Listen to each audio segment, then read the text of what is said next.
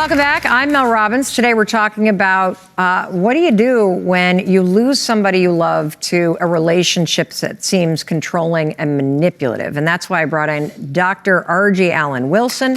She's a family psychologist, and she's the author of the new book, Courageous Conversations Connect, which gives you the tools you need to sustain your relationship, particularly when your kids are in trouble. So, Dr. Argie, I want to start with this idea of what do you do if you're a parent and you don't like the person that your child is dating? Yeah, you don't get to like the person, right? It doesn't. What do you mean? Meaning that you don't get to pick. You don't get to choose your child's spouse or their mate or their partner. That's not a part of the deal, right? And so one of the things I said to the producer is you got to stick with the facts, right? The facts are that perhaps this is not a good relationship and the two of you are not the best versions of yourselves. You don't have the resources, you don't have the support, you certainly are experiencing a lot of trauma. And so with these parents, right, one of the things you need to make sure you do is not have your children being in trouble tear you apart, right? Because if you're not the best versions of yourself, you can't help them.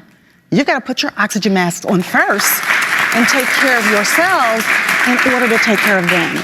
So one of the things that concerns me tremendously is the fact that you have Pam having experienced trauma and then immediately is in this very intense relationship that starts to have a profound impact on her.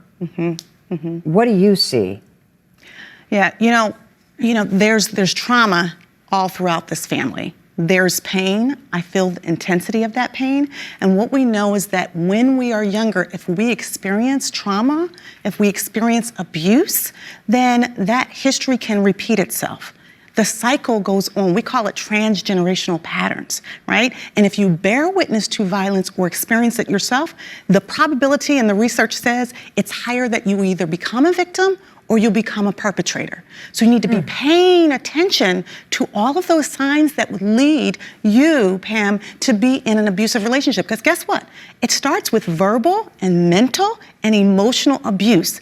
And then, even if it's not physical, there's sexual, there's financial abuse, and all of that is related to an abuse of power, right? To get a person to be isolated from everything that they knew and loved so that they're only dependent on you, which then leads you to a codependent relationship.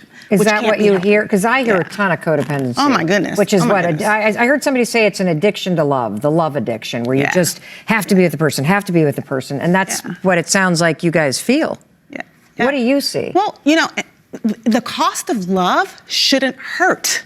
It shouldn't hurt. Right? It shouldn't hurt. So what advice do you have for Pam? Pam and Lynn, I would say, but we've got to do our own work, right? There are resources out there. You guys are hunkering down and hiding out, trying to move yourselves away from your pain and from your trauma. And until you actually deal with that trauma, it's going to continue to hurt you. It's like a shadow. No matter where you go, there it is. You can run, but you can't hide, so you might as well deal with it so that you can then get about the business of living your best life. That's what your parents want for you, right? There are programs out there. There are schools, there are resources out there that will provide therapeutic intervention for you so that you can start dealing with this. Because if this is the first time that you've actually had a courageous conversation about your trauma, the last thing we want you to do is for it to go back in and for you to then cover it up and not deal with it. And what about for the parents? So for the two of you, Brenda and Roger, you've got to make sure that you stay in a united front, right? It's about communicating with each other, communicating with yourselves, and even in the book, it talks about sustaining your relationship when your kids are in trouble, right?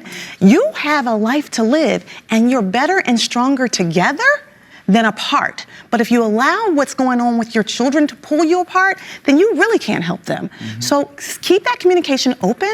Get your own counseling. Brenda, I know you've got to be feeling some guilt, right? And I know that that's hurtful. No parent wants to see their child go through what they've been through. So you've got to do your own work to free yourself so that you can work on the forgiveness between the two of you, and then you can get about the business of helping them. You can't help them if you can't help yourself. Dr.